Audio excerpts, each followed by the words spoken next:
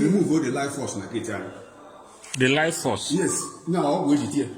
You remove when I get. Yes, they put down a gate here, but you will not be scheduled to traffic with a pop. Okay, in the Abatagule back. Yes, my Muga Deba, Monday don't understand. You got to go. Oh, you got to get out of us. I'm going to go back to the buy was again, because I will be about. Okay. We'll go power jab.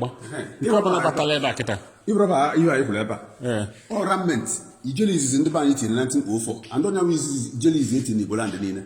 So yeah, I'm going to graduate and more with the China deba. And then you try to go the Ogo. Okay, neutralize the game. What are you neutralize the you were a little grease now, Bogris now, a piano Bogris now, all the former days. Poor okay. No more, where is it all again? Ogo now. That's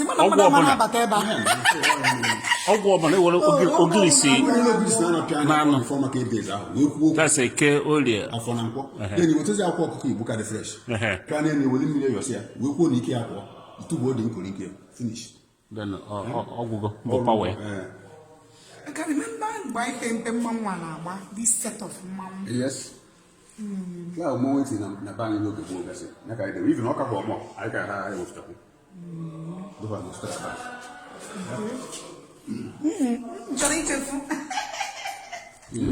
I was going to power, so okay, that book I'm going to say it. Number yes. Wow. Yes. So I told you to how much chance okay, Cabana Rieba. Nandrieba only. Okay.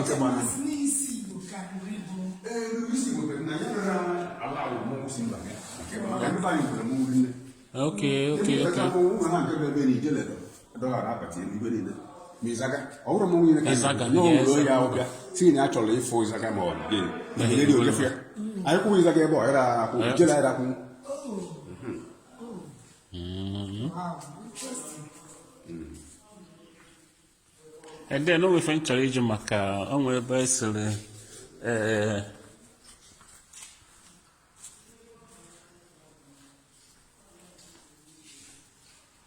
there was say on caging war weapons. You know they buy people January. Okay, war weapon. Ma this helmet and ammunition that protect the sport. Okay, yes. Okay, can age naka against Ntabo Is that lake? Mother, what? The lake. I want to go. No, all we charge you that when I job at Lake City Secondary School, when by inside the compound, when I put the millie, a bow puts deep, a bone with 5 fingers. 5 fingers. One of these days I will come for that. By inside the school compound, that girl secondary school. That is in the lake, eh? In the lake. You will have to run a board broad. Nkabo, marine spirit. Nkabo replica of Canada's banana. One a canaba, 2 pythons. You got a or no never. On a life, Life. So you got one. Marine spirit. Nkabo anything, picture. That's good. Interesting. Very interesting. Very interesting. Definitely one of these is I got back again. Okay. I got back.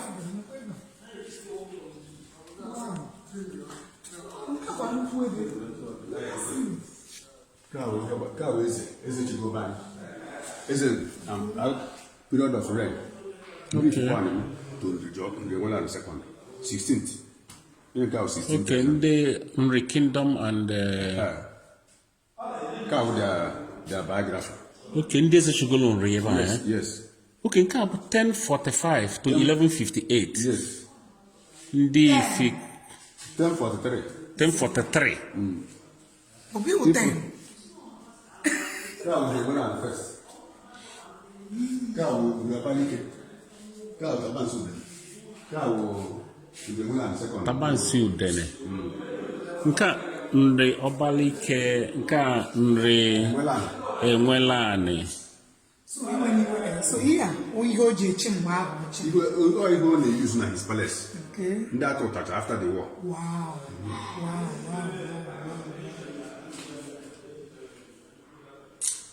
I don't know maka this tabansi. So is the carbon over there? Eh, tabansi udene. Tabansi udene.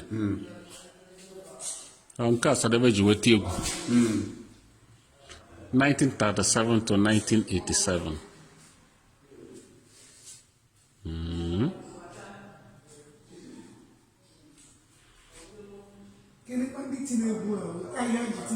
Oh, Igbo is it? Oh, Igbo is back of Habumbam. Royal drum of tabansi udene. Okay, Royal Dome of tabansi udene. Igbo eze.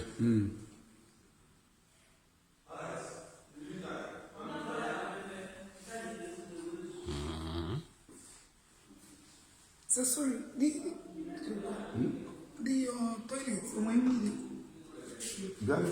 You want to ease yourself?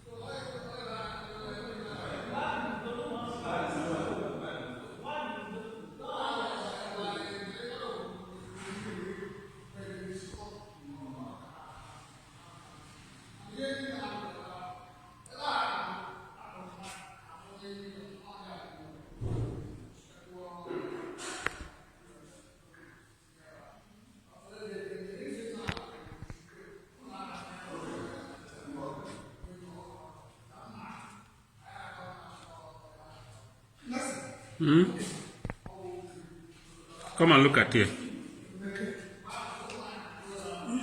Look at that picture. Ikemba receiving a offer from Henry. Tabansi. Now is Papa the guy or the grandfather the guy? Maybe the grandfather.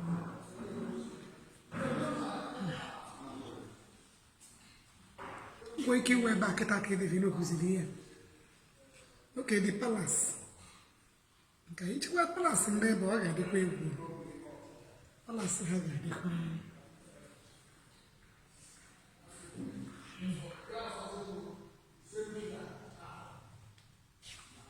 Again, if we have this thing.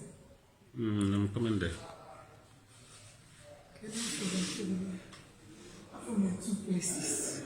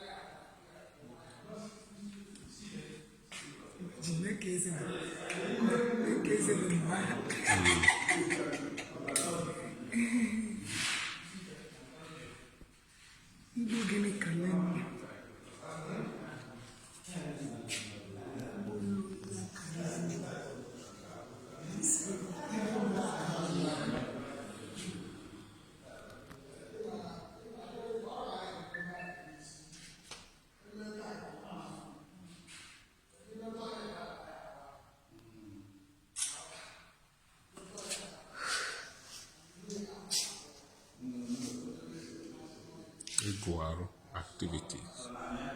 Iguaro. Wife of Eze's son.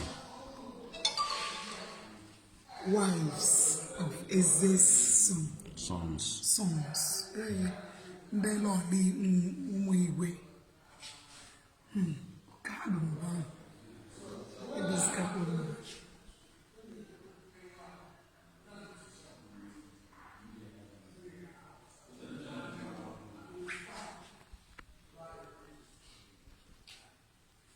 Foreign observers during Iguaro festival in Henry.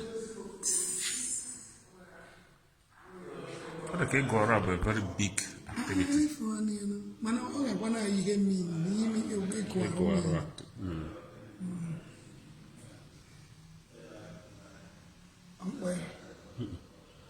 Okay, of course, not designer person. Okay. Iguaro activity. Igbo lunar calendar.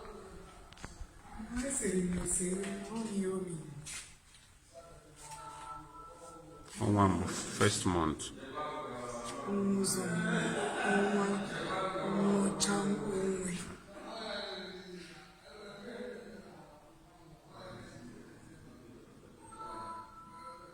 You can snap. After we can snap while video. Just start.